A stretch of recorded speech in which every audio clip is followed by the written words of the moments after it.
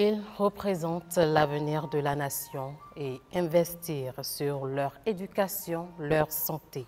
En gros, leur épanouissement revêt d'un devoir pour le gouvernement, un devoir auquel les autorités actuelles ne se sont pas dérogées avec l'appui des partenaires techniques et financiers. C'est donc pour parler des progrès liés aux différents projets du gouvernement Talon que se tient cette émission. Nous avons en plateau Madame Nadège Arogakodo, directrice générale des affaires sociales au ministère des Affaires sociales et des microfinances, et Monsieur Mohamed Aboubakari. Il est spécialiste politique sociale en charge des finances publiques à l'UNICEF. Sans oublier bien sûr les enfants à qui nous allons donner la parole. En 52 minutes d'horloge, les invités sur ce plateau vont s'atteler à informer et sensibiliser sur l'intérêt de la budgétisation de l'enfance, c'est-à-dire l'intérêt de financer l'enfance. Ils vont surtout répondre aux préoccupations des bénéficiaires, c'est-à-dire les enfants ici présents. Bonjour chers amis. Bonjour. Nous allons suivre, avant de démarrer cet élément, sur le bilan des 15 années d'action en faveur de la protection de l'enfant. Ceci en prélude à la journée de l'enfant africain 2025. Les acteurs impliqués dans la défense et la protection de l'enfant harmonisent leurs réflexions en vue de la célébration réussie de la 35e journée de l'enfant africain. C'est visiblement la phase technique qui permettra aux parties prenantes de faire un zoom sur les progrès réalisés depuis 2010 en matière de sécurisation, de planification et de budgétisation pour les droits des enfants. La rencontre vise également un objectif crucial, décliné à l'assistance. Ouvrir un dialogue franc et constructif sur la problématique des enfants en situation de rue, qui est un phénomène préoccupant et grandissant, notamment dans les grandes villes de notre pays. Il s'agira donc de poser ensemble un regard sur les progrès enregistrés afin de valoriser les bonnes pratiques et les dynamiques locales porteuses d'espoir, mais aussi et surtout sur les défis persistants afin d'identifier les obstacles systémiques et de définir les stratégies appropriées. Au-delà des constats, la ministre des Affaires sociales et de la microfinance attend de cet atelier des recommandations fortes. Le gouvernement béninois a fait de la protection de l'enfant son cheval de bataille et cela s'est matérialisé, entre autres, par un cadre juridique légal en République du Bénin. Les partenaires techniques et financiers s'en réjouissent et s'engagent à davantage soutenir tous les efforts en faveur des droits des enfants. Dans le domaine de la protection des enfants, des lignes budgétaires sont créées en faveur des mineurs en conflit avec la loi. Tout récemment encore, de grands chantiers ont été lancés avec des réformes stratégiques majeures dans le domaine de la protection sociale, dans le domaine du travail social avec la réforme des GUPS, dans le domaine de la justice, dans le domaine de l'état civil. Donc, les efforts sont nombreux. Les partenaires techniques et financiers, y compris l'UNICEF, restent disponibles pour continuer à appuyer les efforts en faveur des investissements pour les droits des enfants. Les enfants sont associés aux discussions de cet atelier et sont invités à apporter leur contribution à la mise en place d'un système de protection résilient et inclusif.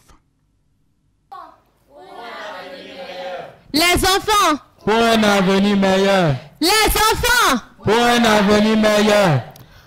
Nous sommes de retour en plateau et vous l'avez constaté, ils sont bien présents et ils sont prêts pour travailler à leur avenir. Alors dites-nous, Madame la directrice, 15 années d'action en faveur de la protection des droits de l'enfant. Quel est le bilan aujourd'hui que vous faites 10 ans après tout ceci? Merci beaucoup. Bonsoir Madame la journaliste et bonsoir chers enfants. Je voudrais juste revenir sur le fait que les 15 ans de bilan se réfèrent au thème qui a été retenu à l'échelle internationale pour célébrer la journée de l'enfant africain et qui est quels sont les progrès qui ont été réalisés depuis 2010 en matière de planification et de budgétisation des droits de l'enfant. Donc nous prenons un peu comme référence 2010 qui est un peu l'année au cours de laquelle la budgétisation sensible aux enfants avait été le thème de la célébration de la journée de l'enfant africain. Donc on se dit 2010-2025, qu'est-ce que les États africains ont pu faire en matière de protection de l'enfant?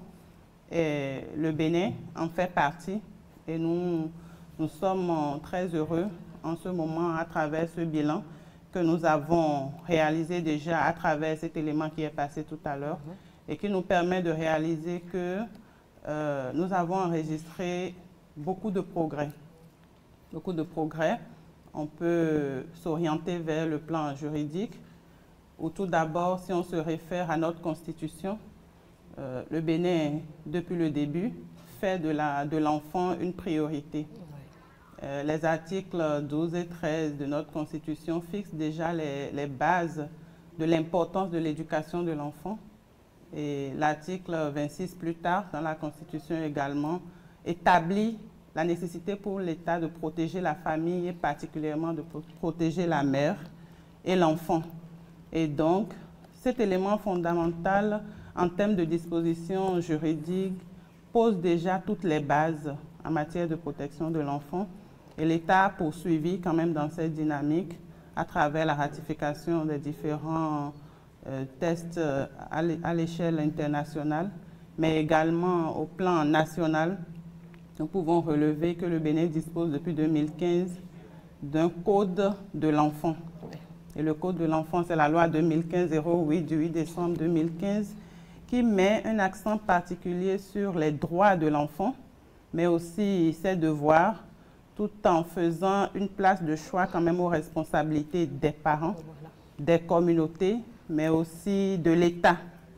À côté de ce test, je pense que l'État est allé encore plus loin en prenant en 2017 le test de loi qui protège les droits des personnes handicapées, et personnes handicapées, y compris les enfants bien sûr. Et tout récemment, les différents décrets d'application de ce test ont été pris et il est important pour nous, de pareilles occasions, de mettre l'accent sur les mesures d'inclusion relatives surtout à l'éducation inclusive. Donc aujourd'hui, l'État prend les dispositions nécessaires pour que l'enfant handicapé aussi puisse jouir pleinement de ces différents droits, que ce soit le droit à l'éducation, au loisir et de ces différents droits. Donc ça aussi, c'est une grande avancée qui a été enregistrée. Nous avons également eu des avancées toujours au plan juridique par rapport à la loi 2021 portant mesures spéciales de répression des infractions commises à raison du sexe des personnes, qui met un accent sur, qui considère comme une situation aggravante le viol commis sur une femme enceinte. Déjà, le viol est un crime et criminalisé au Bénin. Et quand il est commis sur une femme enceinte, l'État, le législateur, dans son esprit de protéger l'enfant, même depuis à la conception, considère le fait que la femme violée soit enceinte comme une situation aggravante de ce crime-là, qui déjà n'est pas admis. Et toutes les questions liées au viol commis sur des mineurs de moins de 13 ans, ce test les réfère directement à la CRIET. Ce sont là des éléments quand même très importants pour nous en matière de protection de l'enfant. Et l'État ne s'est pas arrêté là. L'État a mis également un accent sur la prise en charge des enfants en situation difficile, notamment à travers les centres d'accueil, mais aussi des enfants qui, du fait de l'indisponibilité de leurs parents, sont placés momentanément dans des garderies. Donc l'État s'est intéressé également à s'assurer que la prise en charge institutionnelle de l'enfant répond aux normes, quel que soit le type, que ce soit en garderie, donc des parents qui sont là, qui ont besoin pour aller au service de déposer leurs enfants dans une garderie. L'État ne s'est pas contenté de dire « ces parents ont les moyens, les garderies, ils font comme ils peuvent ». Non, pas du tout. L'État s'est dit « je mets l'essentiel pour que les conditions d'accueil de ces enfants puissent respecter les normes en la matière ». Et c'est pareil pour les enfants privés de la protection parentale et qui, à un moment donné, doivent être accueillis dans des institutions pour prendre le relais de l'inexistence tout de suite d'une réponse familiale, pour que dans les structures d'accueil, les enfants privés de la protection parentale puissent également jouer du minimum en termes de conditions de vie pour la réalisation de leurs droits. Donc voilà, si je prends le plan juridique, voilà ce que je peux dire. Et dans les autres secteurs également, nous avons plusieurs avancées sur lesquelles on pourrait revenir. Alors, merci beaucoup à vous, Madame la Directrice. Monsieur Aboubakari, vous représentez sur ce plateau les différents partenaires, en l'occurrence l'UNICEF. Quelle est la lecture que vous faites aujourd'hui des avancées en matière de protection des droits de l'enfant au Bénin? Oui, merci, Madame la journaliste. Je voudrais commencer par dire que l'UNICEF est l'institution des Nations Unies qui est chargée de la promotion des droits des enfants, de la jouissance par les enfants de leurs droits et la sauvegarde des droits de ces enfants lorsque ces droits sont menacés. Et l'outil principal par lequel l'UNICEF fait ce travail, c'est la Convention relative aux droits des enfants. Donc la première chose, c'est que le Bénin a adopté, et donc cette convention en 1990 est désormais un État partie. Et ensuite, le Bénin dispose donc, comme l'a dit la Directrice générale des affaires sociales, d'un cadre légal et politique ambitieux en matière de protection et de promotion des droits des enfants. Et plusieurs lois ont été vraiment, ces dernières années, adoptées pour renforcer la protection des droits de l'enfant au Bénin. Elle en a cité beaucoup. Il y a des lois sur la protection de la santé en République du Bénin qui prend en compte donc les enfants. Il y a aussi la loi sur l'hygiène publique. Donc on peut citer beaucoup de lois. Et en complément, il y a aussi le cadre réglementaire à travers 2 décrets importants. Le premier, ça fixe les modalités de création, d'organisation et de fonctionnement des centres d'accueil de promotion de l'enfant en République du Bénin. Elle a mentionné ça. Et ensuite, en 2013, le Bénin a ratifié le protocole facultatif de la Convention relative aux droits des enfants concernant la vente des enfants, la prostitution et la pornographie, donc mettant et enseignant les enfants. Il y a d'autres textes réglementaires qui ont été également adoptés pour lutter contre les pires formes de travail donc, des enfants, la traite des enfants, les violences basées sur le genre, et pour garantir l'accès des enfants aux services sociaux comme l'éducation, la santé, la nutrition et j'en passe.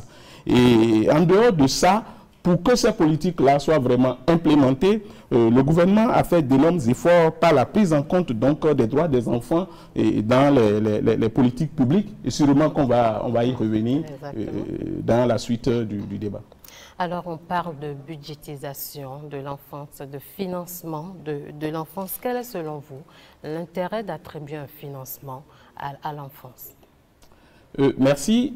En fait, la budgétisation sensible à l'enfance, c'est tout simplement le fait de prendre en compte les besoins des enfants dans tout le processus budgétaire, depuis la préparation du budget jusqu'à son vote à l'Assemblée nationale, en passant par l'exécution du budget et le contrôle. Donc, à toutes les étapes, on doit penser aux besoins des enfants, se poser la question de savoir est-ce que les besoins des enfants sont réellement pris en compte. Et je crois que dans la suite du débat, on va montrer clairement que le Bénin s'est engagé dans cette budgétisation sensible aux enfants au point de devenir aujourd'hui dans notre sous-région un pays champion en matière de protection et de promotion des droits des enfants. Alors, Madame la Directrice, nous parlons des enfants. Et que pouvez-vous nous dire aujourd'hui de la place que les enfants occupent désormais dans les politiques publiques au Bénin? Je vais dire que les enfants occupent une place de choix parce qu'au Bénin, en dehors des politiques publiques de façon générale, dans chaque secteur, l'enfant dispose au Bénin d'une politique spéciale qui organise les interventions en sa faveur. Je veux parler de la politique nationale de protection de l'enfant.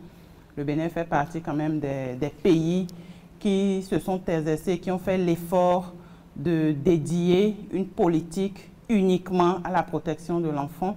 Et dans cette politique, vous verrez dans sa version 2015-2025, toute l'analyse situationnelle qui ramène les défis majeurs auxquels nous sommes confrontés par rapport à la protection de l'enfant et qui met également, qui organise et qui structure les interventions en faveur de l'enfant. Et c'est d'ailleurs le fait de structurer ces interventions qui rend aisée la planification et la budgétisation des interventions qui prennent en compte les droits de l'enfant tout en se référant aux problématiques qui sont répertoriées. Et cette place de choix se justifie aussi par le fait que, bien que l'échéance de cette politique soit sur 2025, le gouvernement a déjà travaillé à ce que cette politique soit actualisée, puisque son échéance était 2025, mais figurez-vous que depuis 2022-2023, nous travaillons déjà à son actualisation, c'est-à-dire qu'est-ce qui est fait dans le cadre de cette politique, qu'est-ce qui reste à faire, quels sont les défis qui persistent et quels sont les défis aussi qui émergent.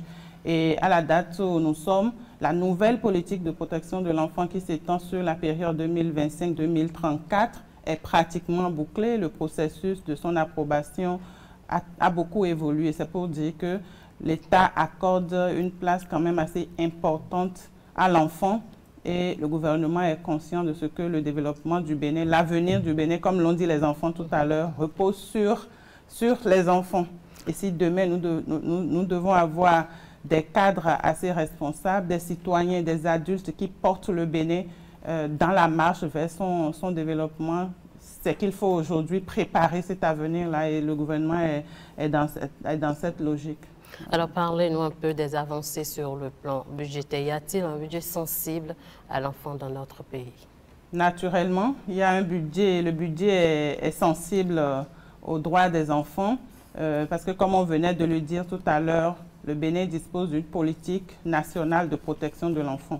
Et quand je parle de politique, à l'intérieur, nous avons des axes d'intervention qui définissent clairement les actions à mener pour qu'à terme, les différentes problématiques répertoriées puissent être résolues et conjuguées au passé. On peut faire un tour dans chaque secteur. On va prendre peut-être quelques-uns. Si je prends la question de l'éducation. Oui. En matière de l'éducation au Bénin, en termes de budget, si nous référons aux différentes lois des finances 2015, par exemple 2025, nous allons remarquer que le budget s'est accru de 216 milliards. On est passé à plus de 500 milliards en 2025. On part de 216 milliards en 2015 et on est actuellement à plus de 500 milliards en 2025 pour organiser l'éducation de l'enfant. Et quand je parle de ce budget, je mets aussi en exergue toutes les actions qui prennent en compte les vulnérabilités des enfants en matière d'éducation. Vous n'êtes pas sans savoir qu'au Bénin, l'école primaire est gratuite parce que la Constitution en fait une obligation pour l'État de faire en sorte que les enfants soient à l'école. Le Code de l'enfant est revenu là-dessus et rend l'école primaire obligatoire. Et dès lors que ça devient obligatoire, ça veut dire que l'État a la responsabilité de garantir l'accès de l'enfant à l'éducation, ne serait-ce que par le cours primaire et les autres étapes suivront. Donc, rendre le cours primaire gratuit et ensuite le cours secondaire pour les filles, le premier cycle, et ensuite vers le second cycle également qui est en cours. Tout ça, c'est beaucoup d'argent. C'est important de le souligner. Le gouvernement travaille davantage à ce que 100% des écoles primaires disposent de cantines scolaires. Et aujourd'hui, dans les écoles primaires publiques, nous avons des cantines scolaires. L'esprit vraiment qui accompagne cette action, c'est de faire en sorte que les enfants à l'école puissent accéder au moins à un repas chaud dans la journée. À l'école, nous avons plusieurs types d'enfants. Nous en avons qui proviennent de familles vulnérables, qui n'ont peut-être pas la possibilité d'obtenir ce repas à la maison. Et le gouvernement étant conscient de ce que l'enfant ne pourra bien assimiler, bien apprendre que quand il est quand même rassasié. Donc le gouvernement se fait le devoir d'offrir ce repas chaud-là à chaque enfant dans les écoles primaires. Ça, ce sont de très grandes avancées. Quand on évolue vers le domaine de la santé, par exemple, nous pouvons dire qu'en 2015, quand on consulte la loi des finances, on était à 87 milliards environ. Et aujourd'hui, en 2025, on est passé à 150 milliards. C'est pour dire la progression dans chaque secteur. On la voit de façon assez précise. Par rapport à la protection sociale également, oui, nous avons avancé suffisamment. On était en 2015 autour de 58 milliards. On est passé à plus de 132 milliards en 2025. C'est pour dire que dans chaque secteur, même quand on prend le cadre de vie, on était autour de 42 milliards. Aujourd'hui, on est avancé vers 185 milliards. Et cette progression est planifiée et vous pouvez, en consultant les différents documents budgétaires, réaliser même les projections sur 2020, jusqu'en 2027. Et vous verrez que les chiffres que nous avons avancés pour 2025 sont nettement inférieurs aux perspectives de 2027. Ça veut dire que la budgétisation est suffisamment sensible au point où l'État, en amont, planifie les dépenses à réaliser pour la protection, pour la promotion des droits de l'enfant des années en amont. Donc en 2027, ce qui sera fait par rapport à la protection de l'enfant aujourd'hui, c'est déjà planifié et les dispositions sont organisées dans le sens de les réaliser. C'est tout là l'intérêt de partie de la politique pour réussir quand même à faire de la planification, de la budgétisation des droits de l'enfant. Alors, M. Aboubakari, quels sont les secteurs dans lesquels l'UNICEF accompagne le gouvernement dans ses actions?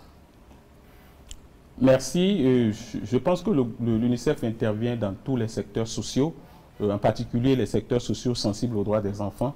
Nous avons la protection sociale, donc l'UNICEF a accompagné le gouvernement pour l'élaboration et la mise en œuvre de la politique holistique de protection sociale.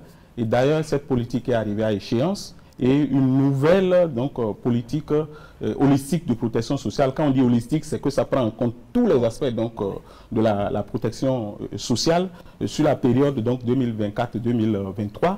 Le gouvernement, à travers plusieurs ministères, a adopté également beaucoup de politiques avec l'accompagnement d'autres partenaires et de l'UNICEF en particulier. Je voudrais citer par exemple la politique de l'alimentation, de la nutrition, parce que c'est très très important. Et à la suite de cette politique, il y a les efforts du gouvernement que l'UNICEF salue pour le projet 1000 jours, le projet de supplémentation alimentaire des enfants, qui est une priorité. Et la directrice des affaires sociales a parlé tout à l'heure des cantines scolaires. Mais avant les cantines scolaires, il faut que les enfants soient dans de bonnes conditions. Il faut que les enfants soient bien nourris. Et si les enfants ne sont pas bien nourris, leur éducation et leur santé vont prendre un coup. Et donc, ils ne pourront pas impulser de façon réelle, de façon solide, le développement économique et social de la nation. Et c'est de ça qu'on parle. On parle du capital humain. La nutrition fait partie des éléments qui vont dans ce sens-là. Au-delà des politiques, l'UNICEF a accompagné également le gouvernement pour l'élaboration d'un certain nombre et la mise en œuvre d'un certain nombre de programmes. Je vais citer par exemple le programme Cash Plus Care qui a comme objectif de mettre fin au mariage des enfants à travers la rétention, l'accès et la rétention des filles à l'école, à travers des transferts monétaires aux parents de ces filles-là pour qu'elles puissent vraiment rester à l'école. Je vais citer ça. Le gouvernement a également mis en œuvre d'autres programmes avec d'autres partenaires. Et pour revenir maintenant sur votre question, sur le plan budgétaire, il y a eu plusieurs avancées. Le Bénin a fourni des efforts en matière d'allocation budgétaire aux différents secteurs sociaux comme l'éducation, la santé, la nutrition, la protection sociale, comme elle a dit. Et quand on a fait une analyse budgétaire, on a noté que la part du budget de l'État qui va à ces secteurs sociaux-là, sensibles aux enfants, y compris l'eau, l'hygiène et l'assainissement, est passée de 33% environ à 43%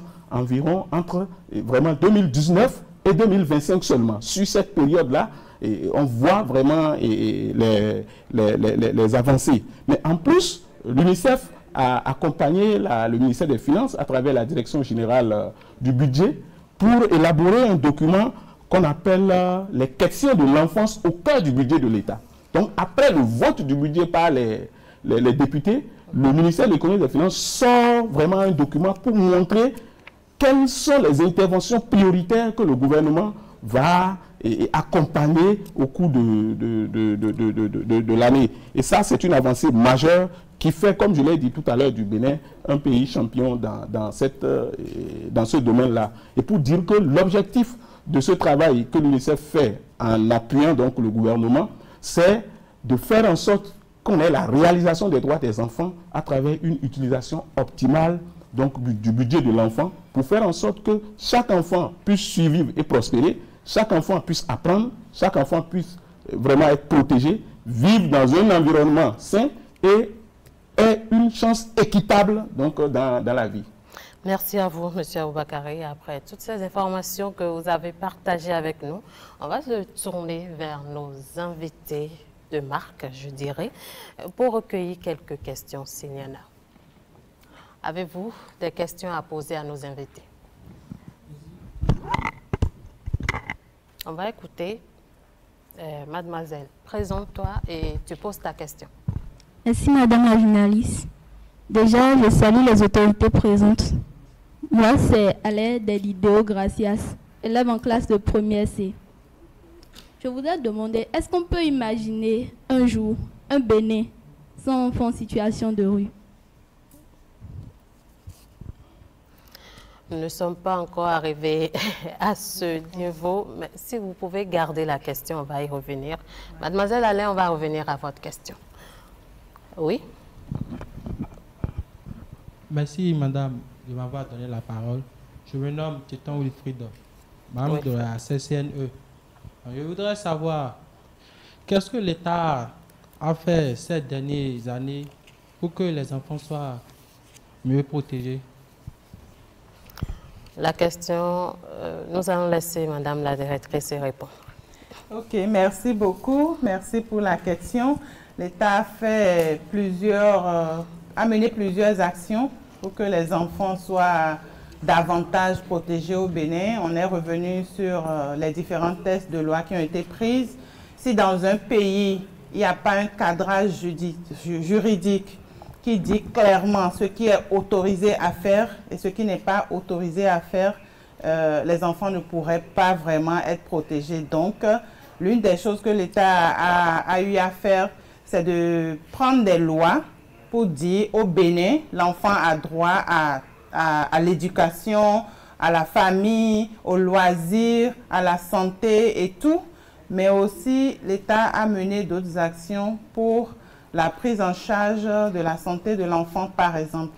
À travers ces actions aujourd'hui au Bénin, la prise en charge du paludisme pour les enfants de 0 à 5 ans est gratuite. Donc, quand il y a un enfant, l'État est conscient de ce que la question du paludisme est très préoccupante au niveau de cette tranche d'âge 0 à 5 ans. Et l'État ne souhaite pas que cette question repose sur le budget des familles et que ce soit faute d'argent qu'un enfant atteint du paludisme en vienne à quitter ce monde. Donc l'État a pris en charge le traitement du paludisme pour les enfants de 0 à 5 ans, par exemple. L'État a mis en place la ligne verte, le 138, pour que les enfants victimes de violations de leurs droits à divers niveaux puissent les dénoncer. Et même s'il y a des adultes qui en sont témoins, qu'ils puissent également les dénoncer de façon gratuite, dans l'anonymat également.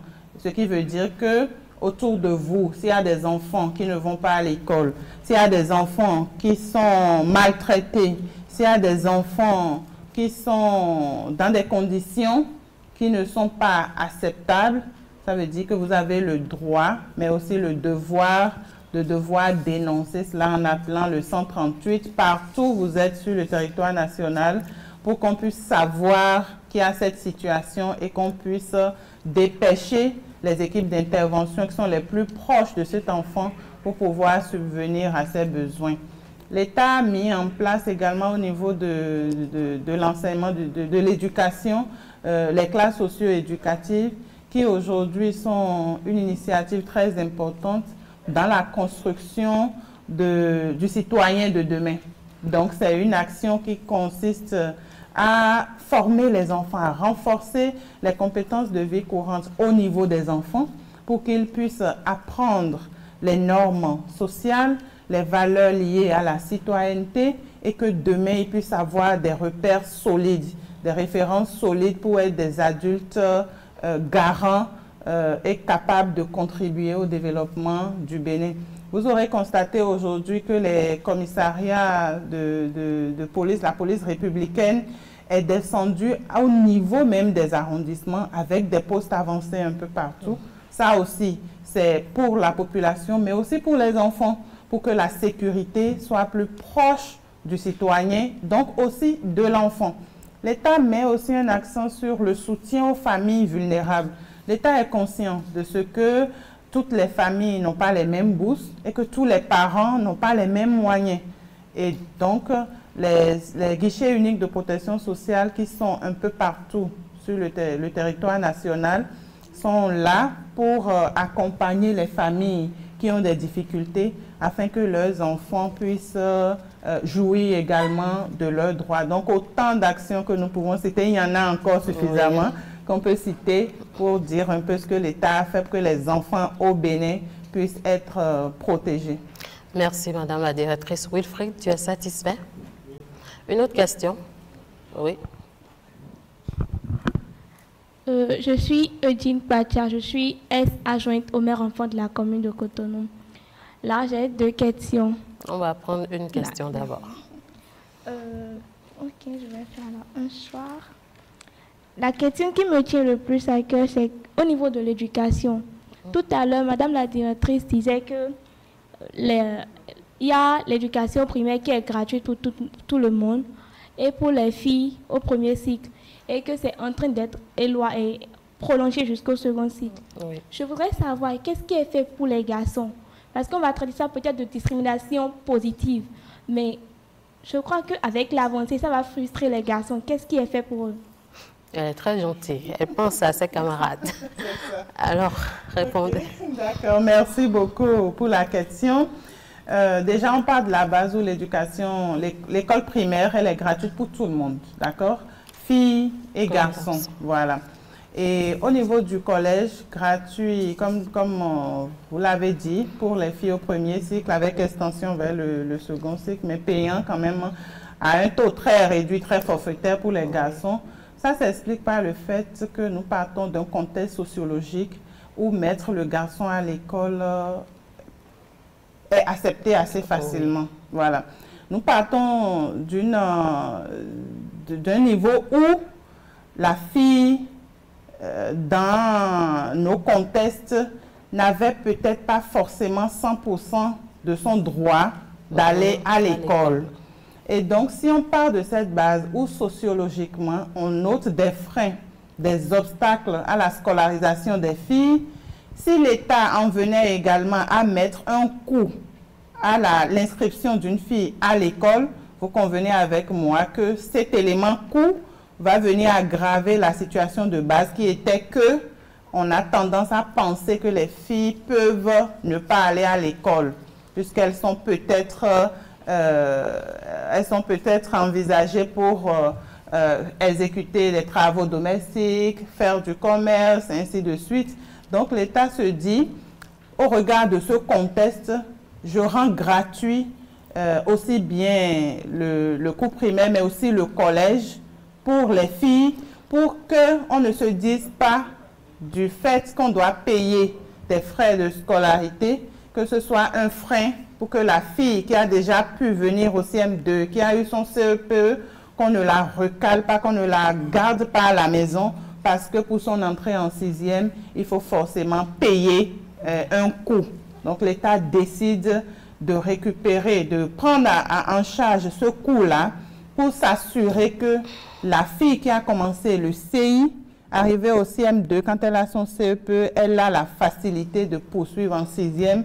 Et l'esprit, c'est aussi de maintenir les filles à l'école. Parce qu'on est conscient qu'il y a beaucoup de motifs, beaucoup de raisons qui font que les filles abandonnent l'école. Donc, ces éléments ont amené le gouvernement à dire, pour les filles, au regard de notre contexte, on va rendre gratuit l'école. Mais pour les garçons, ce n'est pas que rien n'est fait, non. Le gouvernement met en place également des mesures d'exonération des frais de scolarité pour les garçons qui sont en situation difficile.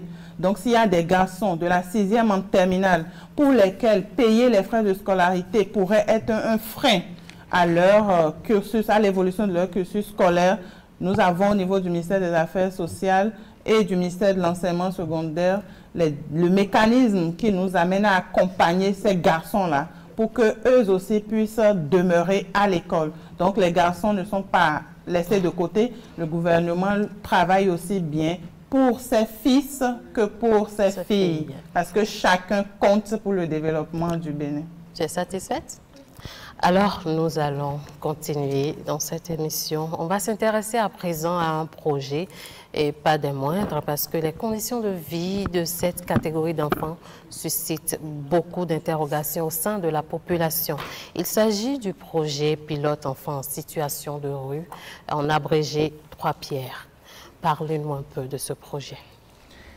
Le projet 3 Pierres est un projet pilote, une initiative du gouvernement qui vient focaliser l'attention sur la situation des enfants qui sont dans la rue et que nous rencontrons dans la rue. Le phénomène n'est pas une problématique nouvelle, c'est une problématique que nous connaissons et sur laquelle nous travaillons depuis plusieurs années.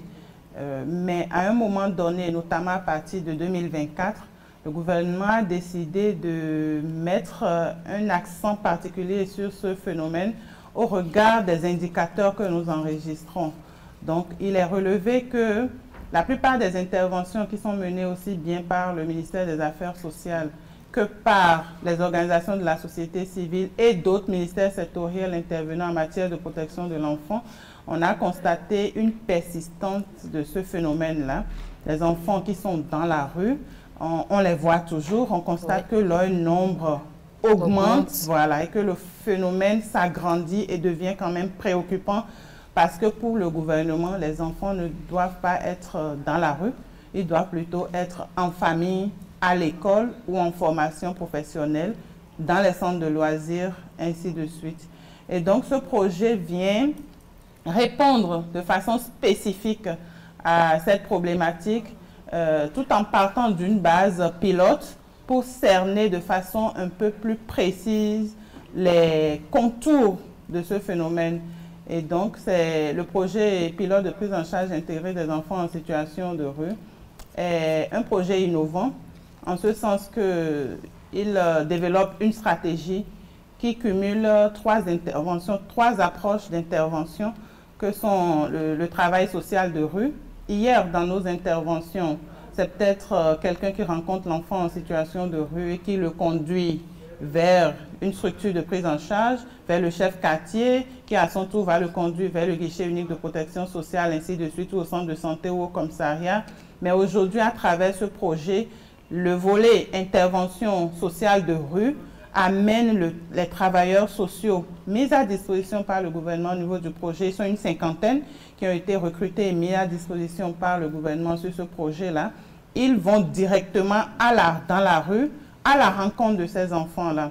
Et cette approche d'intervention de rue, sociale de rue, consiste à un paquet d'activités qui part de l'identification de l'enfant, de l'écoute, de la catégorisation, mais aussi de la mise en confiance pour amener l'enfant à adhérer au protocole d'accompagnement et on pourra déboucher sur la médiation familiale et la prise en charge de l'enfant de façon complète. Et donc, cette intervention est très importante pour pouvoir comprendre les raisons pour lesquelles les enfants sont dans la rue. Et figurez-vous que dans la rue, nous n'avons pas les mêmes types d'enfants. Nous avons des enfants qui sont dans la rue, que nous appelons enfants dans la rue. Nous avons des enfants que nous appelons enfants de la rue. Et il ne s'agit pas du tout des mêmes types d'enfants. Les enfants dans la rue sont ceux qui, pour une raison ou une autre, sont peut-être égarés, ont peut-être cassé quelque chose, pris quelque chose à la maison, ont peur, se sont réfugiés dans la rue. Ils sont souvent en début de séjour dans la rue. Et quand on a la chance de les rencontrer pendant ce début de séjour, c'est un peu plus facile de les récupérer. Les enfants de la rue sont ceux qui ont malheureusement passé beaucoup de temps dans la rue, qui ont eu le temps de développer des mécanismes d'adaptation à la rue et qui font un peu de la rue leur maison et qui sont en train de se déconnecter des valeurs sociales, des valeurs morales communes à chacun de nous. Et en plus de cette approche, la deuxième approche qui est dans la stratégie du projet, c'est la prise en charge institutionnelle de l'enfant. Donc, à travers le protocole, l'enfant pourrait être récupéré de la rue placé en transit dans un centre où on travaille à sa réhabilitation, on travaille sur les valeurs sociales, on essaie de l'aider à retrouver ces valeurs qu'il est en train de perdre, l'ordre dans la vie, le respect de lui-même, la confiance en soi, l'amour de soi-même, le désir d'avancer. On travaille sur toutes ces questions. Et enfin, le troisième axe ou la troisième approche est relative au soutien aux familles, parce que le gouvernement a réalisé quand même que l'enfant quitte la maison pour la rue parce qu'à un moment donné, quelque chose ne va pas. Oui. Et parfois, ce quelque chose pourrait s'appeler la pauvreté ou le manque. Donc, le gouvernement a prévu dans ce projet que les familles des enfants qui sont dans la rue, si la question, le motif de la présence de l'enfant dans la rue était lié aux vulnérabilités enregistrées au sein de la famille, le soutien à ces familles est prévu pour que ces familles-là retrouvent leur dignité pour récupérer leurs enfants et les protéger afin de construire leur développement. Donc voilà un peu, de façon un peu ramassée, le contenu de ce projet qui envisage vraiment de réduire la question de la présence des enfants dans les rues au Bénin. Alors, Monsieur Aboubakari, vous avez suivi avec moi le développement. Quel regard est-ce que vous portez sur ce projet? Merci. Je pense que ce projet-là qui vise à réduire ou à faire en sorte d'éliminer les enfants en situation de rue montre comment on peut utiliser l'argent public pour défendre les droits des enfants. Parce que c'est un projet dont le financement a été mobilisé par donc, le gouvernement et c'est une thématique qui nous intéresse, nous autres, à l'UNICEF, parce qu'il s'agit d'un investissement pertinent qui permet à l'État de faire face aux besoins d'un groupe d'enfants qui sont parmi les plus vulnérables. Et l'objectif est clair, et c'est pour ça que l'UNICEF soutient vraiment cette initiative, c'est de prévenir donc d'abord la situation donc, des enfants, faire en sorte que ces enfants ne se retrouvent pas dans la rue, protéger donc les enfants lorsqu'il se fait que malheureusement ils se retrouvent donc dans la rue et les aider dans un processus à vraiment se retourner et se retrouver dans leur famille, retrouver plus donc de stabilité. Et si il se fait que on ne retrouve pas encore la famille, il faut peut-être faire un transit à travers donc les centres d'accueil ou les familles hôtes. À l'UNICEF, on soutient le gouvernement afin que les solutions à base familiale, c'est-à-dire que l'enfant se retrouve dans la famille, c'est cette solution-là qui fait partie des normes standards et c'est cette solution-là que nous privilégions. Cependant, comme je l'ai dit tout à l'heure, de façon transitoire, on soutient donc le fait que ces enfants peuvent être récupérés et mis dans les centres pour les familles vraiment d'accueil. Et pour cela, l'UNICEF a mis en place ce qu'on appelle des comités de veille villageoise qui aident vraiment à travailler dans ce domaine. Et grâce à ce projet-là, nous allons travailler avec le ministère des Affaires sociales et des microfinances pour faire en sorte que ce phénomène-là soit vraiment réduit ou complètement éliminé. Merci à vous. Et pour mieux comprendre le projet de prise en charge intégrée des enfants de la rue, nous allons suivre un élément, c'est un extrait qui évoque les premiers résultats de ce projet à Cotonou après 2 mois de mise en œuvre. À Cotonou, de nombreux enfants vivent encore dans la rue, sans toit, sans repères, exposés à de multiples dangers. Le phénomène s'est aggravé avec le développement des villes. Pour répondre à ce phénomène devenu préoccupant, le gouvernement du Bénin ne détourne pas le regard. Il agit. Le projet pilote de prise en charge intégrée des enfants en situation de rue à Cotonou est un projet très innovateur, en ce sens où sa stratégie de mise en œuvre cumule en une seule stratégie 3 différentes approches que sont notamment l'intervention sociale de rue et ensuite la prise en charge institutionnelle, mais aussi l'accompagnement des familles et le soutien aux communautés. Ndo 17 ans. Nous je voulais voir un restaurant, mais nous bio et quoi nous. kabi na tia kan ko sun ko be me bo sa to bodu yen ezo se sin ma wona se go si pegbe bo e bi odogbo me mo no damlo ndamlo to le kabo yin fon le gba le yo ai ti ran ti ton son damlo kaka je présentement dion e moi mi quoi bon ndamlo to ka ho 4 so sinon do. Nous l'avons identifié au niveau des As de Kaderun dans la raie vive. Et durant 3 semaines vers 1 mois, il a participé aux activités que nous organisons sur le site. Nous avons fait des recherches parentales. On a trouvé sa maman. Il a tellement que boyi match sin numéro. Bodo hoha boy match gon pa bodo hoha match. Bode do hoha match yo. Match wa akok bateau. E ko e do ho ko yen ko.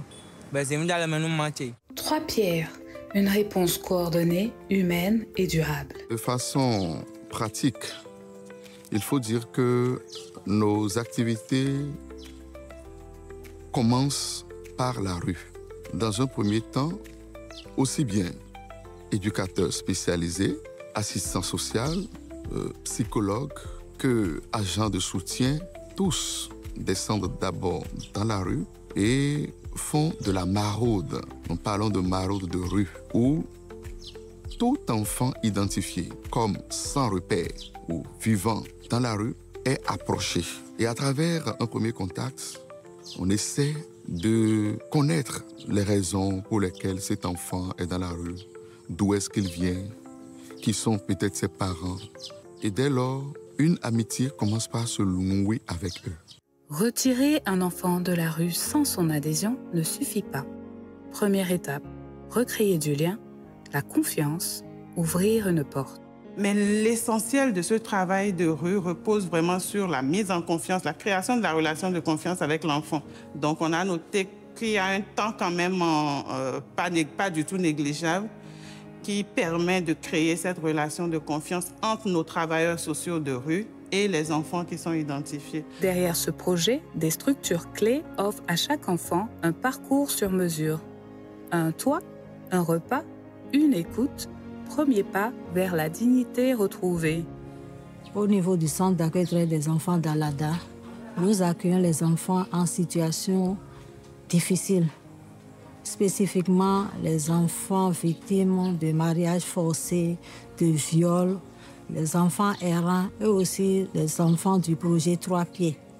Pour changer un peu leur comportement au cours de leur séjour, il y a des séances éducatives que nous organisons.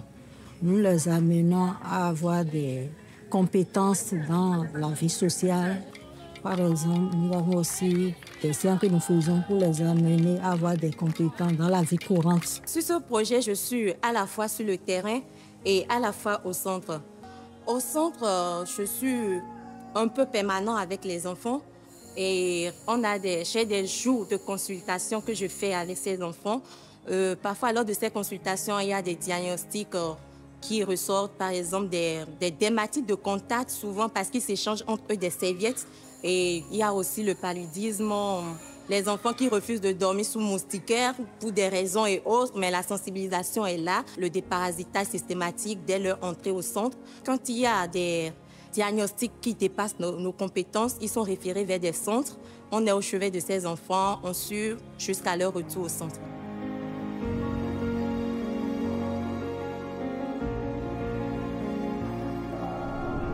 À Pomassé, le CAPAM joue un rôle à part entière dans la réinsertion des enfants en situation de rue.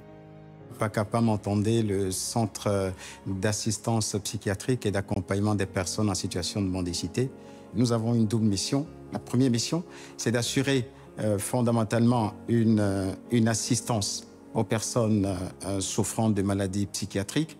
La deuxième mission, c'est l'accompagnement des personnes en situation de mendicité. Et c'est ça qui justifie notre collaboration avec le projet de prise en charge intégrée donc des enfants en situation de rue. Et il y en a qui ont développé des profils particuliers, des profils de résistance aux approches qui sont déployées sur le terrain. Pour donc être amené à pouvoir assurer un encadrement à ces enfants où le milieu ouvert n'est plus tellement adapté, nous accueillons ces enfants-là ici.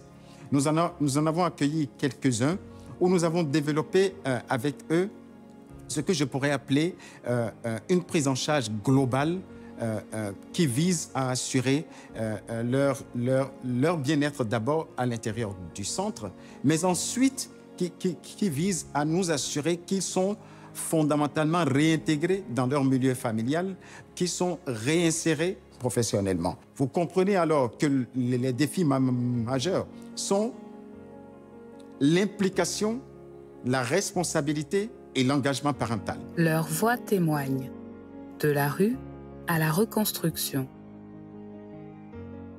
L'assistance sociale est soit non à bon camp bien mais ne test mi do souci à wa mi kabi de joya yo mi non do ka mi bon zero bon don ai mettons le dos bon mais non choix mais camé do souci bo ti kuyo non soulager tomber non chawa bon si jouer non et moi zormi bon na prend kaole et azemilo kaole zormi bon wa le fier.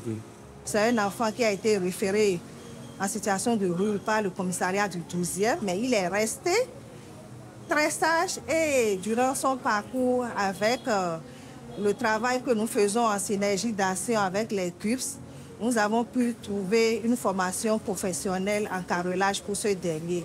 Et nous faisons le suivi auprès de son patron qui nous a rassuré qu'il se porte très bien et il suit très bien la formation.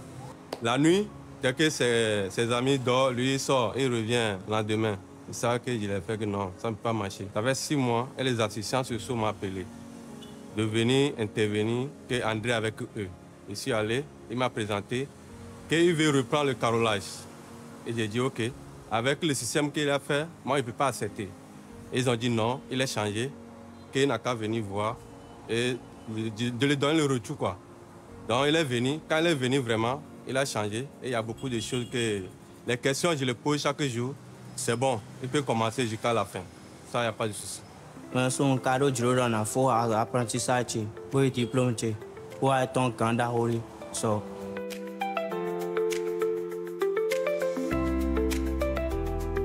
Yera zome yiwe dimo, wo kai chi mo, mbara jemini kwalon mi.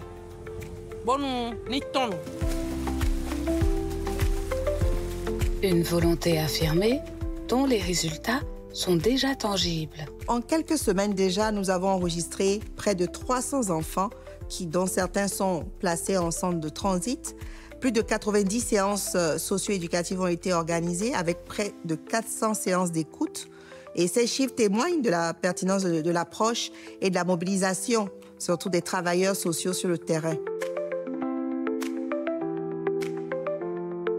Au-delà du projet Trois Pierres, d'autres actions renforcent la protection de l'enfance au Bénin. En termes d'autres initiatives concrètes pour protéger les enfants au Bénin, nous avons la mise en place de la ligne téléphonique 138, qui est une ligne d'assistance aux enfants pour signaler, pour dénoncer les cas d'abus, de violence, de maltraitance, les campagnes de sensibilisation communautaire et actions contre les violences sexuelles, les mariages précoces d'ailleurs, l'exploitation économique des enfants, etc.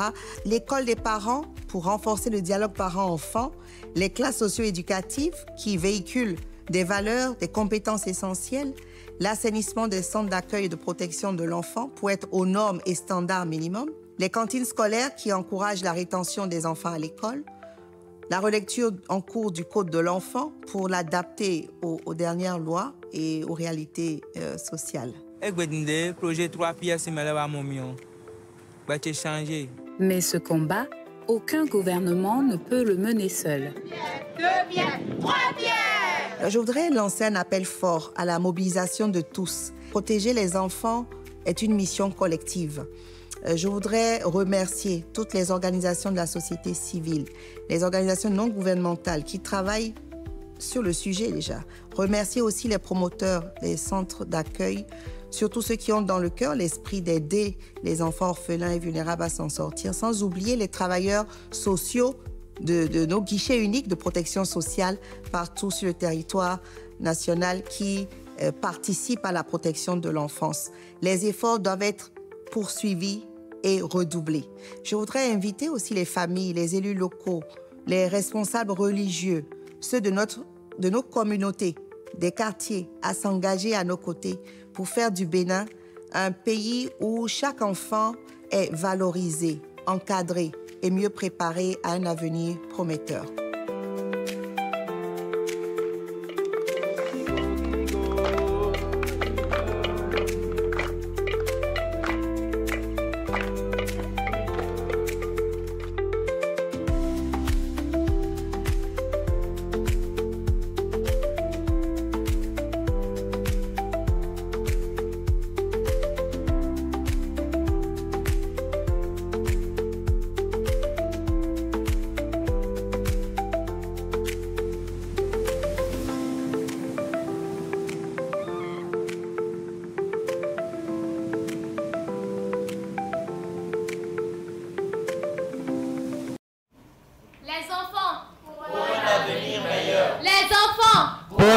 Meilleur. Les enfants pour un avenir meilleur.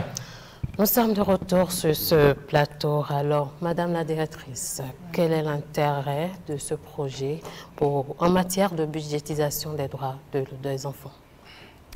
L'intérêt de ce projet, c'est vraiment de faire en sorte qu'aucun enfant du Bénin n'aille vivre dans la rue, mais que les enfants du Bénin soient plutôt dans des familles, soit plutôt à l'école, soit également dans les formations et que leurs droits soient respectés.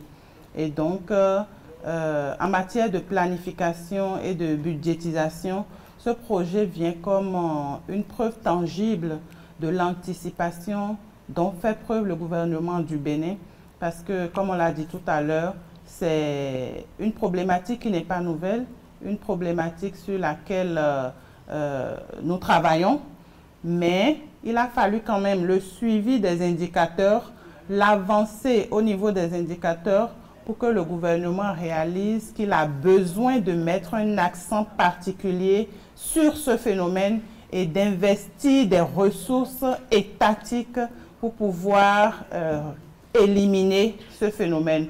Donc c'est vraiment très important de relever la question de ce projet qui est vraiment une preuve de ce que les droits des enfants font objet de planification et de budgétisation. Le gouvernement n'a pas attendu que ce soit peut-être à l'occasion d'une journée de l'enfant africain, que ce soit peut-être à l'occasion d'une journée décrétée ou que ce soit à l'occasion d'une action internationale où ce phénomène est mis vraiment sur la table, mais le gouvernement à l'échelle nationale a réalisé qu'il a intérêt et qu'il a besoin de travailler sur ce phénomène et il a engagé des ressources pour pouvoir contrer ce phénomène.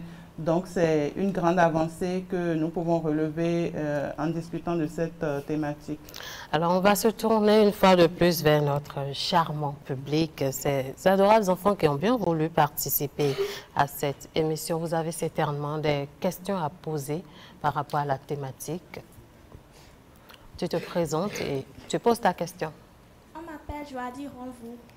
Je voulais savoir si les enfants de la rue bénéficient tous de ce projet ou bien si c'est seulement dans une seule ville. Ok. Les enfants de la rue partout au Bénin bénéficient d'un accompagnement.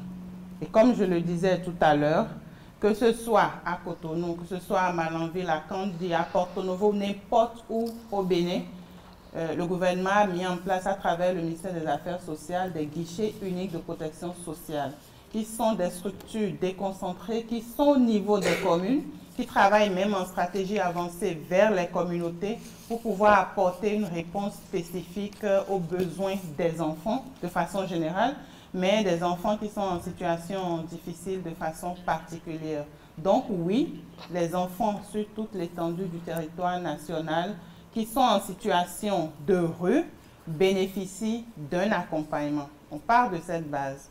Mais dans le cadre de ce projet, vous aurez réalisé tout à l'heure que nous avons parlé d'un projet pilote, de son aspect pilote.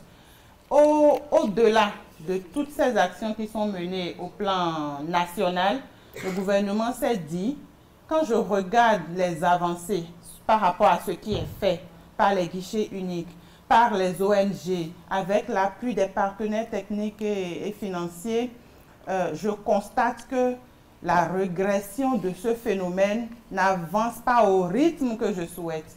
Et vu que les enfants sont une priorité pour moi, je décide en tant qu'État, en tant que gouvernement, de mettre un accent précis sur la gestion de ce phénomène.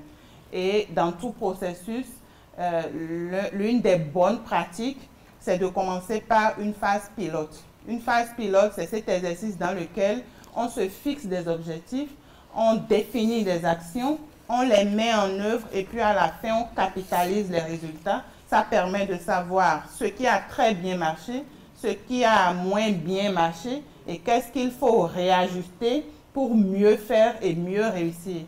Donc actuellement, le projet pilote de prise en charge intégrée des enfants en situation de rue est dans cette phase-là, pilote, qui n'interrompt pas du tout les actions d'accompagnement des enfants en situation de rue dans toutes les communes du Bénin. Mais la phase pilote est actuellement en train d'être menée au niveau de la commune de Cotonou. Et cette phase pilote s'étend sur 14 mois. Et après ces 14 mois, la capitalisation va permettre d'organiser son extension vers les autres communes. Donc oui, tous les enfants en situation de rue, partout au Bénin, bénéficient de l'accompagnement du gouvernement, puisque la protection de l'enfant de façon globale fait partie des priorités de l'État.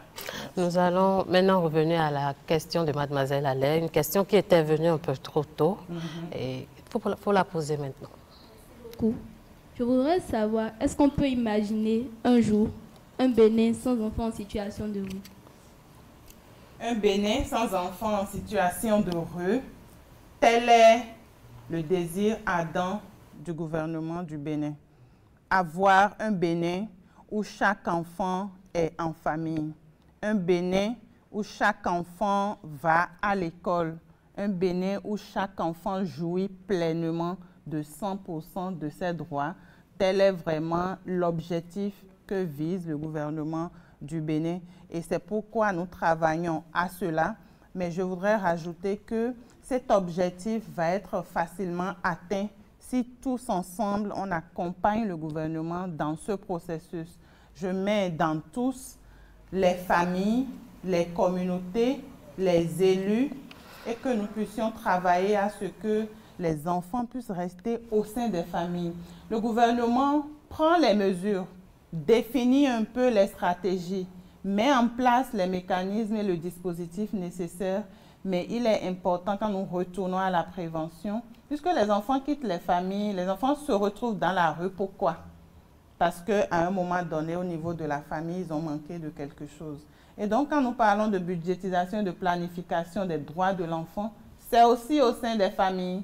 Donc, tous ensemble, avec la société, si on peut travailler dans la logique de ce que le gouvernement a mis en place, qui est relatif à la protection des enfants, si toutes les familles peuvent s'inscrire dans cette dynamique, oui, nous pourrons atteindre cet objectif visé par le gouvernement, qui est que on puisse construire un Bénin où il n'y a pas d'enfants en situation de rue, parce que la rue n'est pas un cadre indiqué pour les enfants. Les cadres qu'il faut pour les enfants, c'est la famille, c'est l'école, c'est la formation, c'est les espaces de loisirs, et que tous les acteurs dans la chaîne puissent travailler à ce qu'on atteigne cet objectif. Merci beaucoup à vous. Il y a certainement une planification budgétaire spécifique aux droits de l'enfant dans tous les ministères du Bénin. Dites-nous un peu quel est le suivi qui est fait des engagements financiers. Le suivi qui est fait des engagements financiers, effectivement, dans tous les ministères, le budget prend en compte les droits de l'enfant.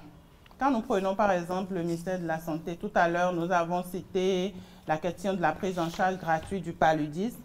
Pour que la prise en charge du paludisme soit gratuite, il aurait fallu quand même qu'en amont, le ministère de la Santé, dans son budget, ait prévu l'acquisition du matériel qu'il faut, les intrants qu'il faut pour pouvoir offrir plus tard aux enfants cette prise en charge de façon gratuite. Donc oui, au ministère de la Santé, la budgétisation prend en compte ce volet-là, Nous avons également, dans les différents ministères, quand nous prenons le ministère du Travail et de la fonction publique, ce ministère travaille inlassablement pour lutter contre le travail des enfants, donc oui, en amont, pour que le travail des enfants puisse connaître cette régression que nous notons au Bénin, parce qu'on est très fiers de cette régression qui est enregistrée au Bénin en matière de travail des enfants. C'est parce que le ministère du Travail et de la fonction publique, à un moment donné, budgétise et planifie les actions de lutte contre l'exploitation et le travail des enfants. Voilà.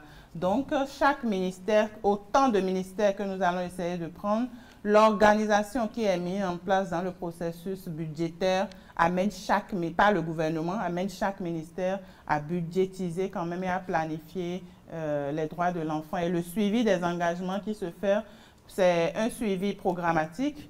Est-ce que ce qui est budgétisé et planifié correspond à ce qui est prévu au regard des politiques qui ont été prises?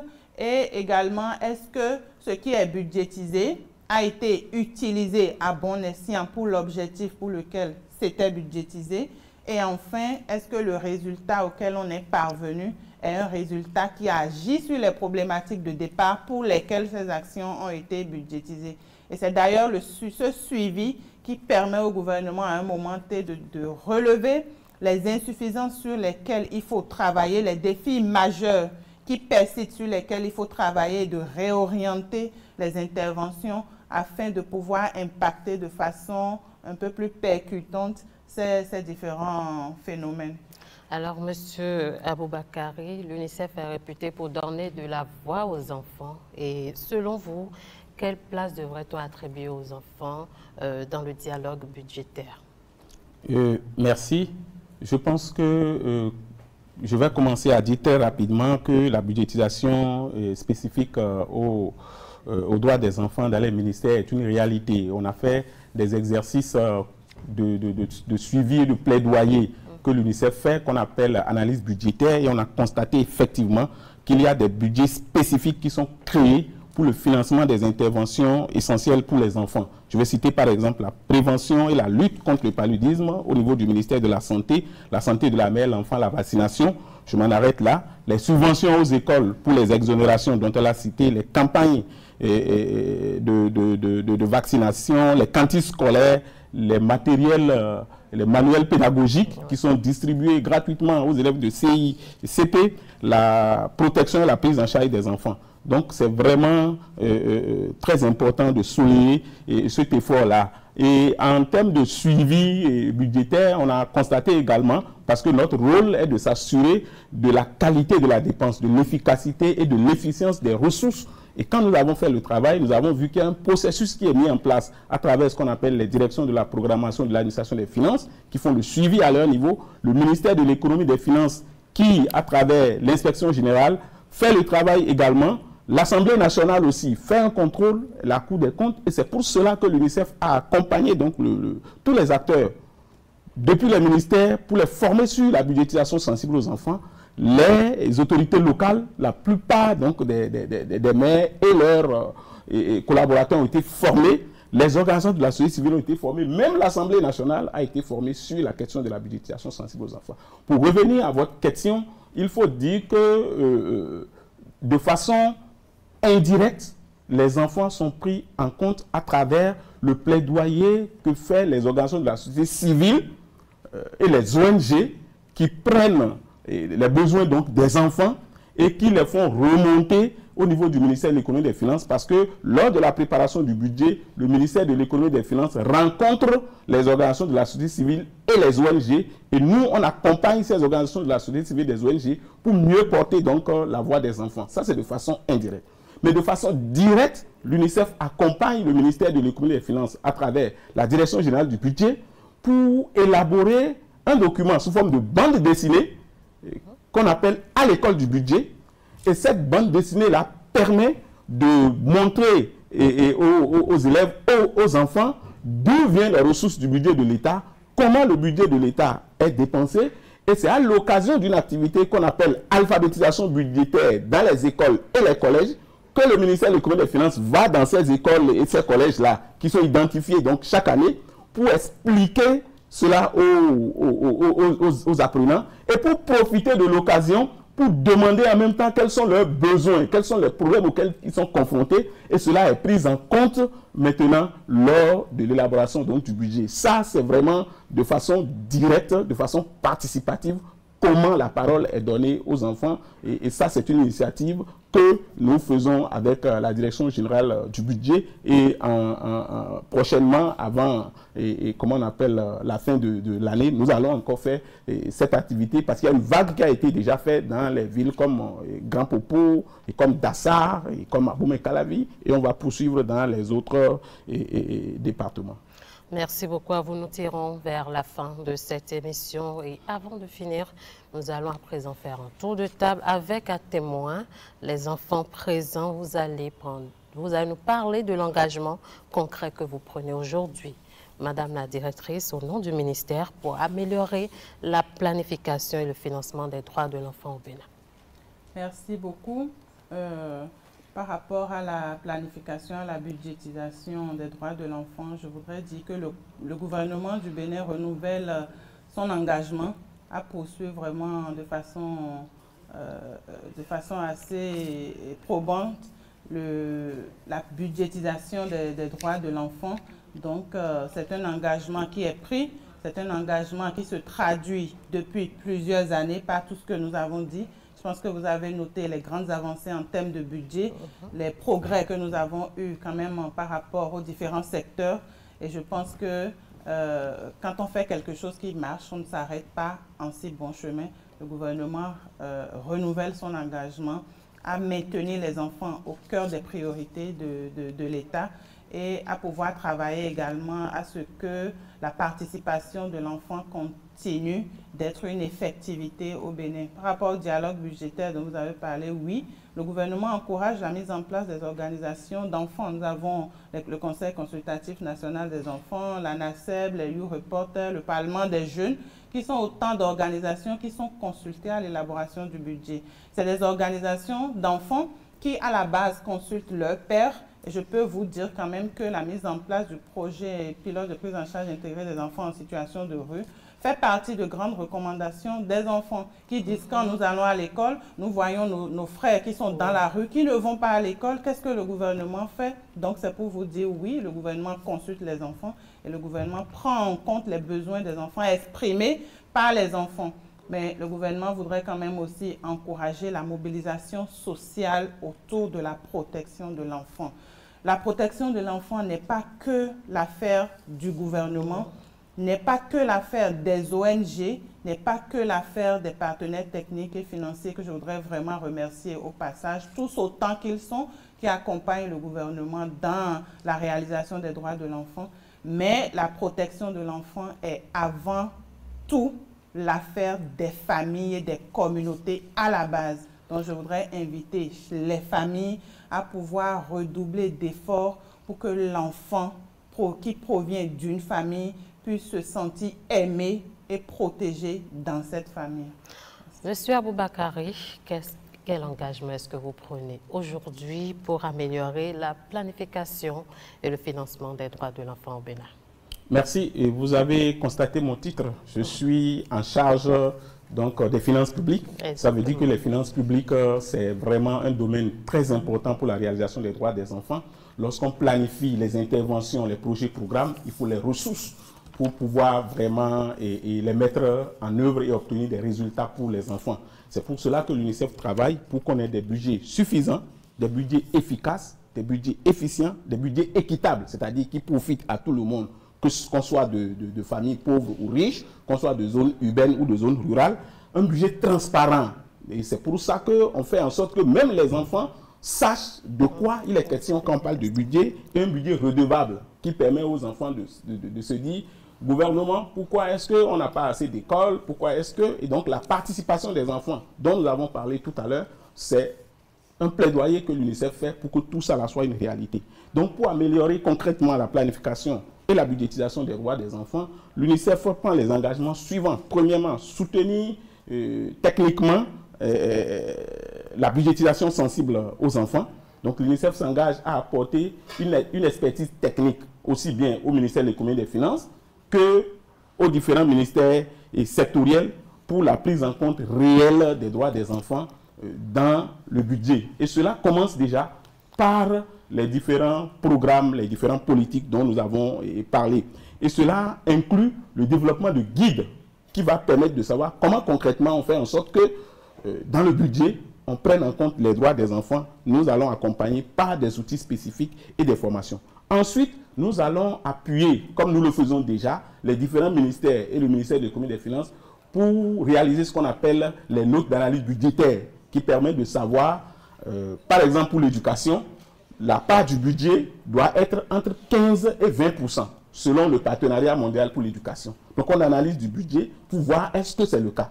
Heureusement que pour le Bénin actuellement, c'est le cas. Nous allons également continuer les renforcements des capacités que nous faisons au gouvernement, à la société civile, au Parlement et pourquoi pas donc aux enfants pour qu'ils puissent vraiment mieux exprimer leurs besoins. Donc on a parlé de l'ANASEB, on a parlé du cadre de concertation. On va travailler donc avec ces différents acteurs-là pour que la participation donc des enfants soit une réalité. Alors nous sommes à la fin de cette émission qui est consacrée au progrès réalisé par le Bénin en matière de budgétisation de l'enfance. Ceci, faut-il le rappeler, dans le cadre de la 35e journée de l'enfant africain célébrée le 16 juin 2025. Nous allons donc à cet effet permettre aux représentants du ministère des Affaires sociales et de la microfinance, je parle ici en termes de représentante, je vais lui permettre de partager avec nous un message, avec les enfants surtout, à l'occasion de cette journée. Merci. Nous avons parlé tout le temps de l'État et de l'État. Mon message de fin sera un message à l'endroit des familles, pour dire aux familles que les enfants les appellent au secours. Je veux conclure en disant que la budgétisation et la planification des droits de l'enfant doit également se faire au sein des familles. Donc, mon message, c'est d'inviter chaque famille à budgétiser et à planifier les droits de ses enfants, exactement comme l'État le fait à l'échelle nationale. Donc, si j'ai un enfant qui a 1 an, je dois savoir que dans 2, 3, 4 ans, il doit être à l'école. Et comment est-ce que je m'organise pour qu'à cet âge, à 4 ans, à 5 ans, il puisse effectivement être à l'école. C'est mon message à l'endroit des familles.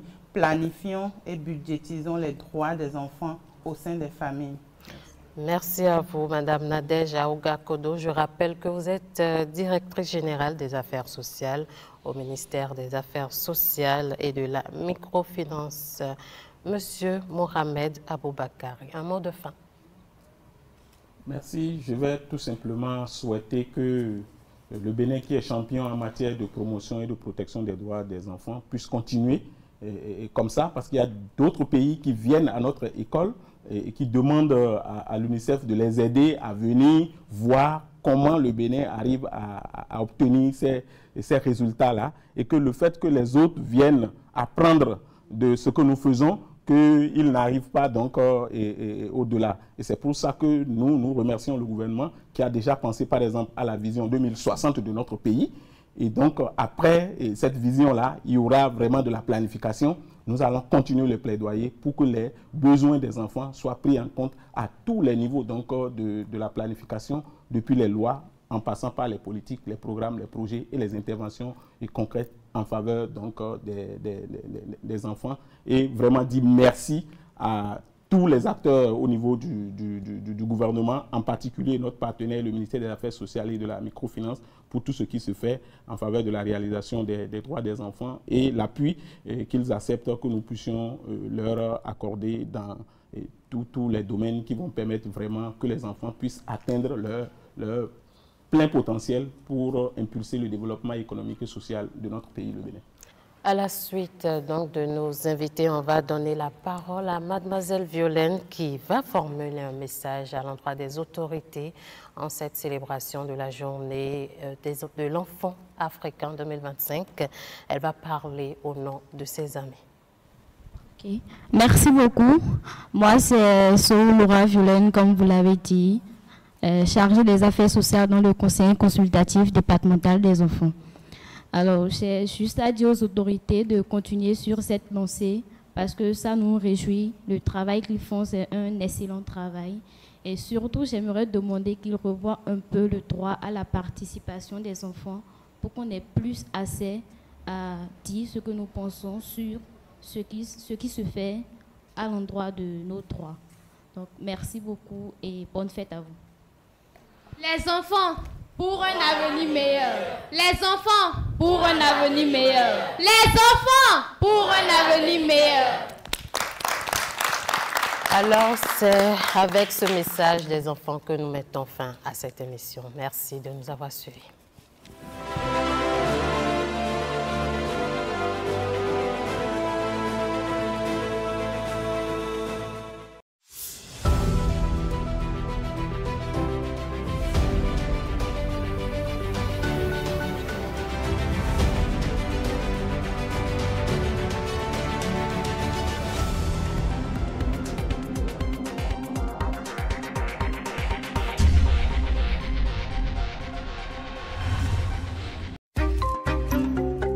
La cybercriminalité est un fléau à l'antipode du développement socio-économique durable et de la crédibilité de notre pays.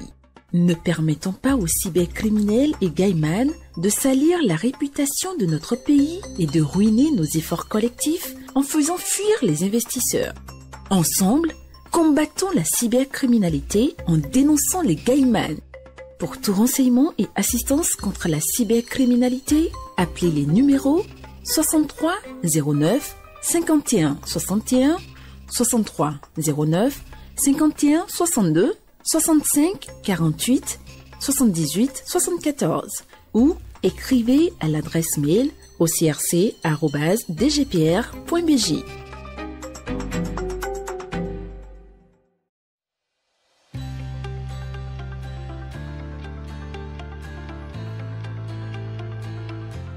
Vous êtes une femme béninoise. Vous disposez d'une compétence avérée. Inscrivez-vous dans la base de données des compétences féminines du Bénin, un creuset exceptionnel de promotion des femmes du Bénin. Le compendium des compétences féminines du Bénin, c'est quoi? Une application dynamique dotée d'une